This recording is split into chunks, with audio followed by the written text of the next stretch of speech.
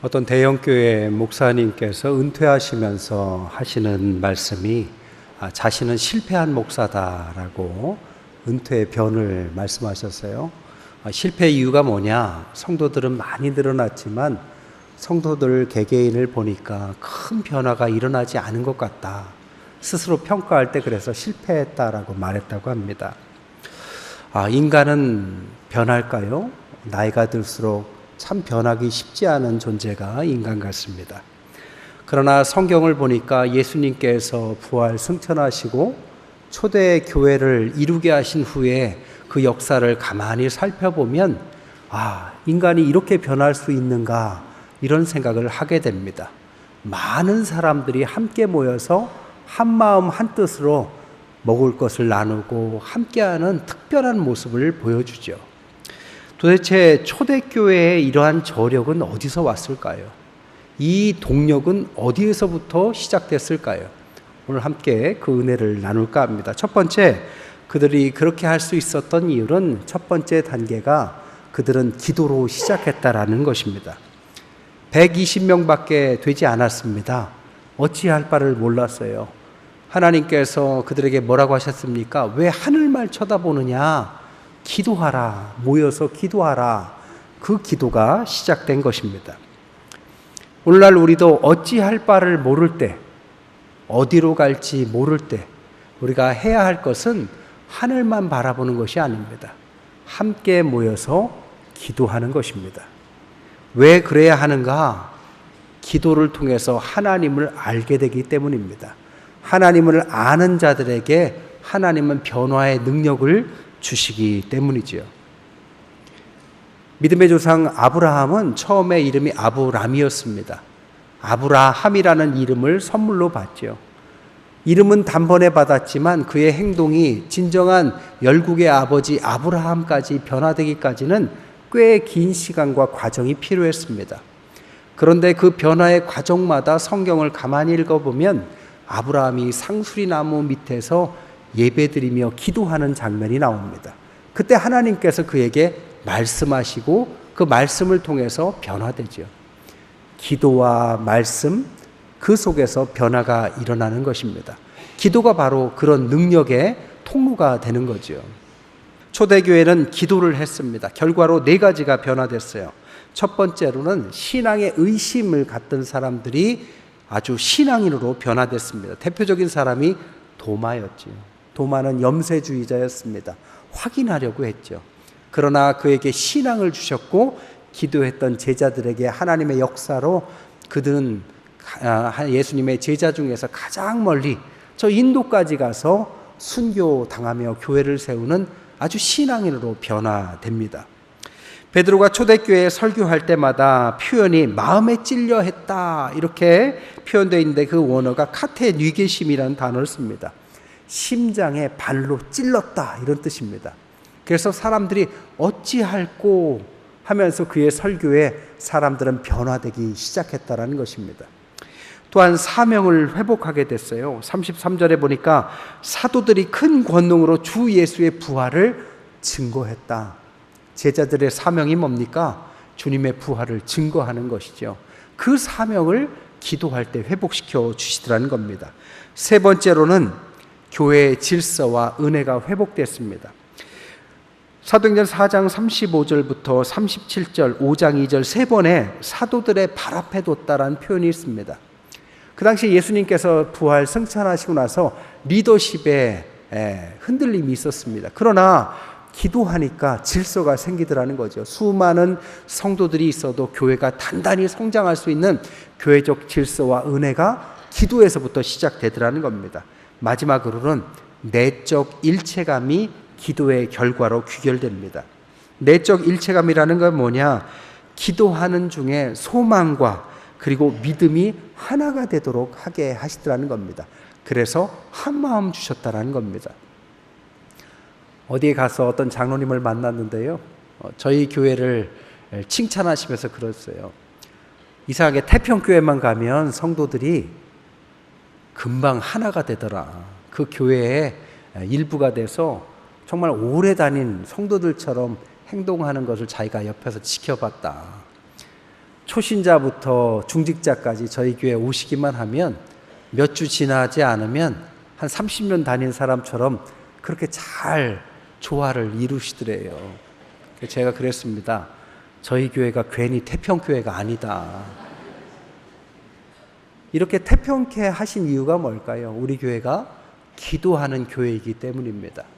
기도할 때 성령께서 내적인 일체감을 주셔서 어떠한 성도라 할지라도 한 가족이 되고 하나가 되는 은혜를 주시더라는 겁니다. 이게 1단계입니다. 2단계는 뭐냐? 기도하는 가운데 하나님께서 성령의 세례를 부어주십니다. 성령 세례란 뭘까요? 하나님의 은혜를 부어주셨다라고 말할 수 있어요. 여러분, 변화는 힘이 있어야 가능합니다. 육신적으로도 그렇지만 영적으로도 마찬가지예요. 초대교회 성도들이 영적으로 함께 모여서 뭘 했느냐? 하나님 앞에서 성전에 모여서 함께 기도했습니다. 그랬더니 성령의 역사가 막 일어나요. 그때 사도들의 가르침이 있었고 함께 모여서 식사를 하는 나눔이 생기기 시작합니다. 식사를 나눴다는 이야기는 육신적으로 배불렀다는 뜻이고, 사도들의 가르침이라는 것은 영적인 배가 불렀다는 뜻입니다. 영육 간의 채워짐을 느끼게 된 거죠. 영적인 힘이 그때부터 나오기 시작합니다. 영적인 힘이 나오니까 어떤 일이 일어나느냐? 4가지가 또 일어납니다. 첫 번째는 뭐냐? 소통이 일어났어요. 이것을 방언이다라고 말하죠. 방언은 단순히 언어적인 통일을 말하는 것이 아니라, 외국어를 말하는 것이 아니라 그들이 다 소통했다는 것입니다. 어디서 오든 누구이든 하나님 앞에서 성령의 역사하심으로 힘을 얻으니까 소통이 일어납니다. 한 부부가 오래 살아도 때로는 한국말을 서로 하고 있으면서도 대화가 안 될 때가 있어요. 불통이 일어나죠. 바벨탑까지 큰 탑을 만들어도 대화가 안 될 때가 있습니다. 그러니까 불통이 일어난 거죠. 그러나 세계에 흩어진 사람들이 처음 봤어도 성령이 개입하시고 힘을 주니까 언어의 소통이 일어납니다. 교회도 마찬가지예요. 교회 안에 왔는데 눈빛만 봐도 소통이 일어나는 역사가 있습니다. 믿는 자들에게 세상에 나가도 똑같은 일이 일어납니다. 세상에 나가도 왜 하나님께서 우리를 사용하시느냐? 소통을 일으키기 때문에 가능하다라는 거죠. 이 소통이 일어나더라. 두 번째로는 교회 안에 평등한 세례가 일어나더라는 겁니다. 성령이 역사하시니까 남녀노소 빈부격차 할 것 없이 다 같이 주의 세례가, 성령의 세례가 일어납니다. 그리고 나서 형제요 자매다라고 부르기 시작한 거죠. 옆에 있는 분들에게 한번 인사합시다. 우리는 주 안에서 형제고 자매입니다.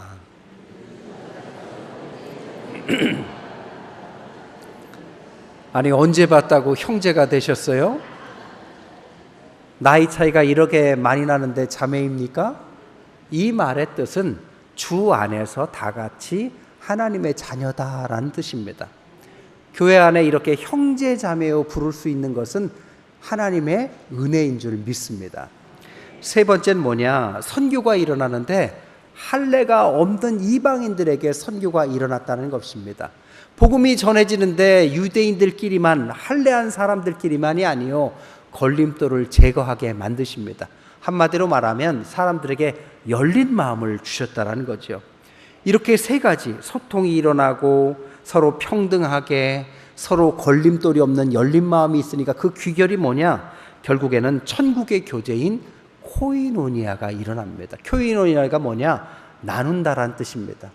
나누는 것은 단순한 교제, 단순한 구제를 말하는 게 아닙니다. 주의 천국의 백성인 하나님의 사람들이 먹고 마시고 함께 교제를 하며 자신이 가지고 있는 것을 나누기 시작하는 모습이죠.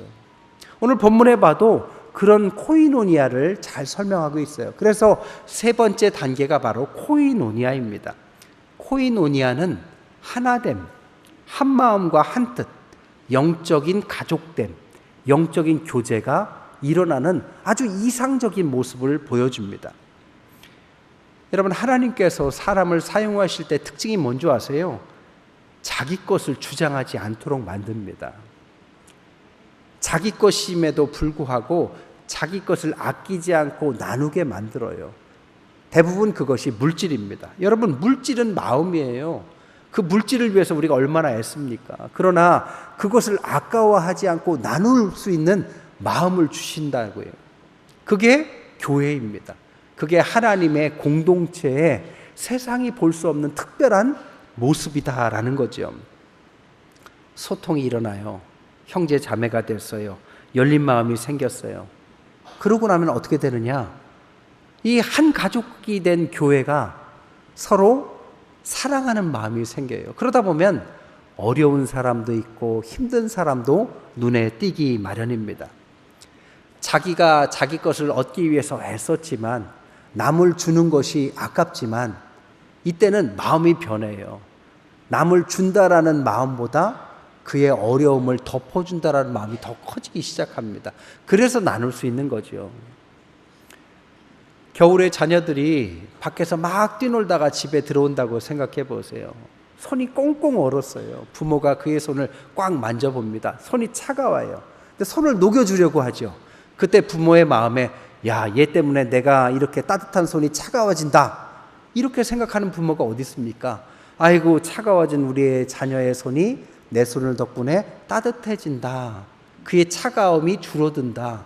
이 마음이 크기 때문에 차가움을 감수하는 것처럼 초대교회 사람들의 마음에 그런 마음이 일어났다는 겁니다. 억지로 나눠라 이게 아니라 하나님께서 한 가족을 만들어 놓으니까 성령의 역사하심이 있으니까 부족한 사람들이 그냥 넘어갈 수가 없어요. 그의 어려움을 그냥 넘길 수가 없어요. 함께 기도해 줍니다. 함께 손잡아 줍니다. 함께 나눌 수 있으면 나눠주기 시작합니다. 이게 초대교회에 일어났던 코이노니아라는 거죠. 이때는 받으려는 마음보다 주려는 마음이 커야만 이것이 유지됩니다.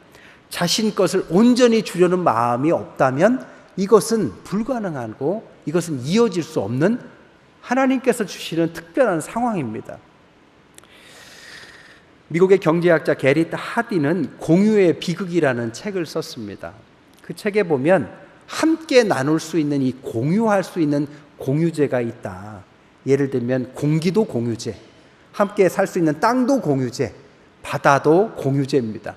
근데 이 공유제를 야, 나 하나쯤이면 어떠냐라고 생각하며 자기 이득을 구하기 시작하면 그 공유제가 금방 망가지고 나중에는 모든 걸 잃어버린다고 그래요.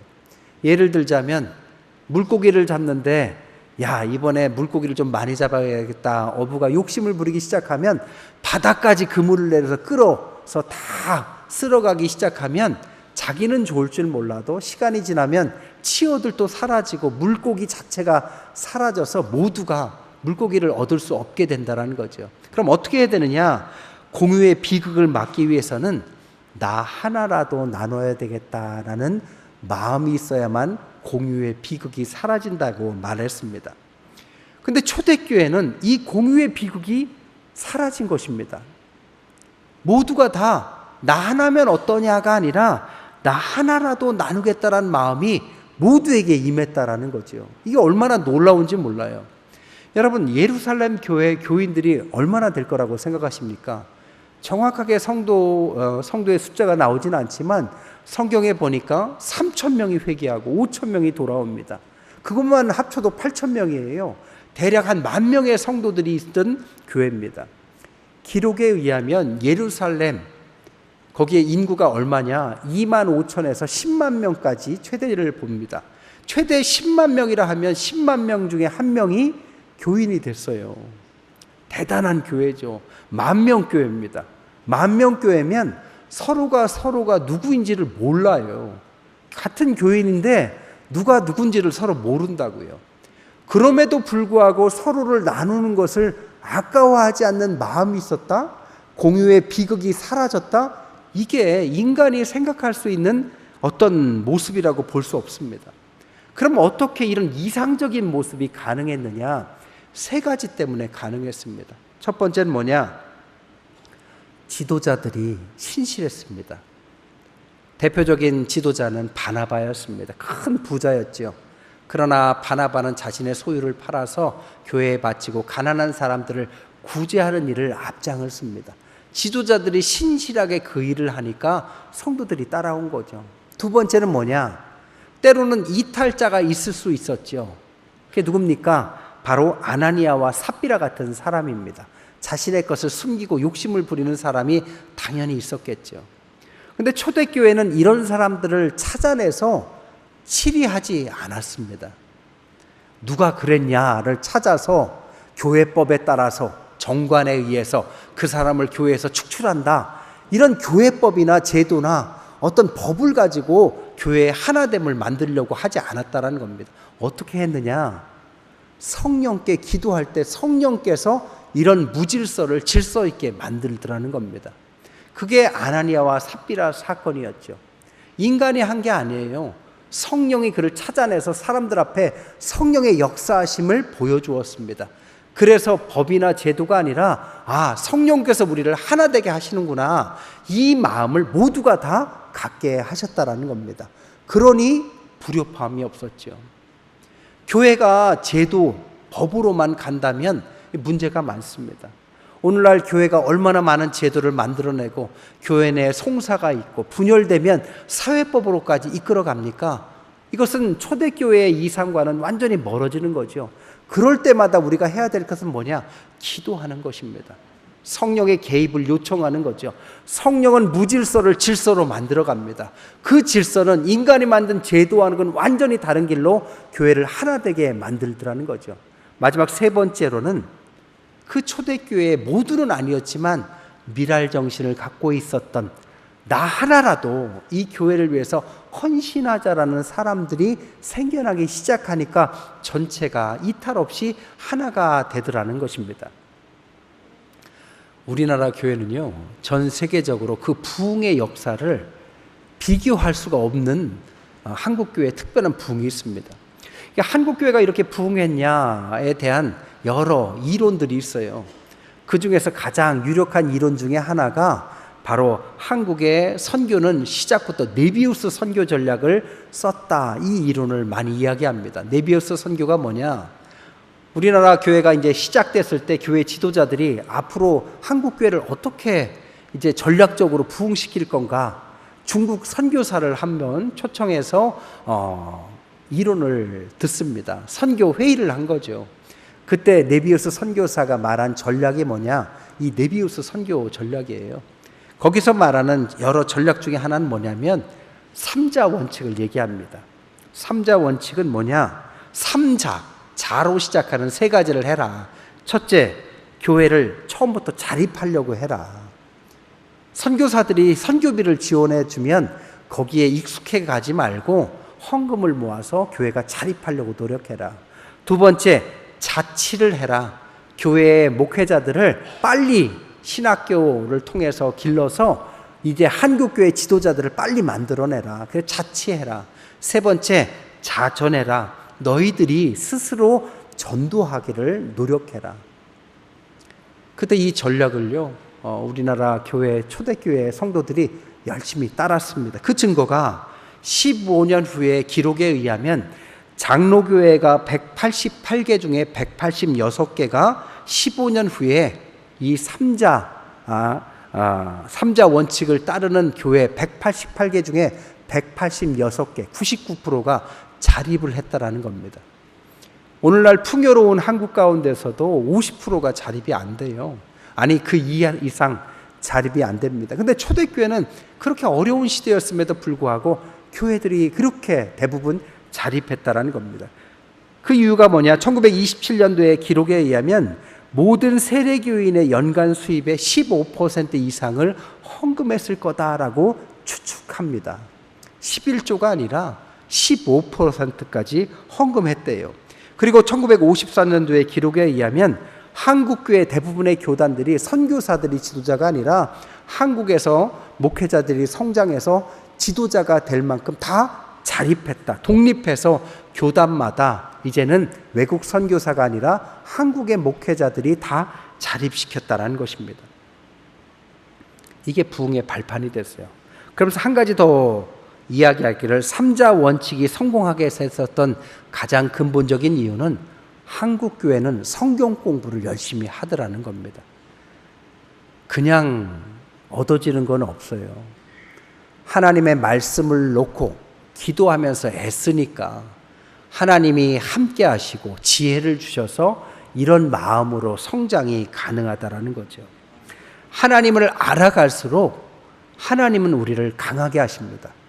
하나님을 알아가는 개인, 알아가는 가정, 알아가는 교회는 그 노력에 비례해서 하나님은 독립시켜 주십니다. 힘을 주십니다. 우리나라에 그런 은혜를 주신 거죠.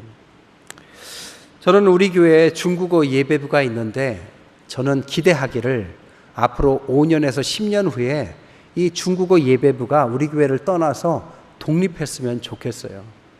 그들이 있는 게 싫어서가 아니라 그들이 자립했으면 좋겠어요. 빨리 스스로 자립하려고 하고 스스로 지도자를 세우려고 하고 스스로의 언어를 가지고 함께 한국에 나와 있는 중국인들만의 예배처를 만들고 교회로 독립했으면 좋겠습니다. 또한 한국에 있는 많은 외국인들도 전 그렇게 했으면 좋겠고 우리 교회가 그런 일에 시드가 돼서 돕고 많은 외국인 교회가 우리 교회를 시드 삼아서 이제 다 이렇게 독립하는 교회로 성장했으면 좋겠다라는 기대를 갖고 있습니다. 이게 뭐냐? 바로 미랄 정신입니다. 말씀을 정리할게요. 인간은 변화를 두려워하고 변화를 거부하려는 습성이 있어요. 그러나 변화하려는 노력이 있는 사람과 그런 교회만 하나님 앞에서 많은 변화를 이끌어 갔습니다. 초대교회는 우리의 모델이에요. 초대교회의 저력은 성령의 역사하심을 기대고 미랄 정신으로 코이노니아까지 성장해 갔다라는 것입니다. 머리로 인간적 합의로는 불가능합니다. 의심과 두려움을 가지고서는 절대 이룰 수 없어요. 교회에 한마음 한뜻이 없어서는 불가능합니다. 성령의 도움 없이는 또 불가능합니다. 기도 없이는 불가능합니다. 온전한 헌신자가 없어서는 불가능합니다. 그러나 초대교회가 이뤘다면 오늘날 우리의 교회도 이룰 수 있습니다. 우리 교회는 세계 복음화라는 큰 비전을 갖고 있습니다. 우리가 말로만 그런 이야기 떠든다고 그 일이 언제 일어나겠어요? 우리가 진짜 믿음을 가지고 초대교회의 모델로 함께 갈 때 오늘 초대교회가 이룬 것 같은 원칙이 우리에게 똑같이 적용된다면 저는 우리 교회가 그런 은혜가 넘칠 줄 믿습니다. 여러분, 교회의 성장을 위해서 이런 말씀을 드리는 것이 아닙니다. 여러분, 개개인은 혼자 변화되지 못합니다. 항상 인간은 공동체를 통해서 성장하는 법입니다. 이 공동체의 성장이 여러분의 성장을 이끌 것입니다. 교회의 변화는 하나님의 놀라운 은혜 가운데 변화될 것입니다. 그때 우리가 한 마음으로 함께 갈 때 그 저력을 위해서 여러분들을 사용하실 것이고 여러분들을 변화시키실 것이고 여러분의 가정을 변화시키실 것이고 여러분의 자녀들을 변화시키실 믿습니다. 이런 놀라운 은혜가 우리 교회와 여러분의 가정에게 임하시기를 주님의 이름으로 간절히 축원드립니다.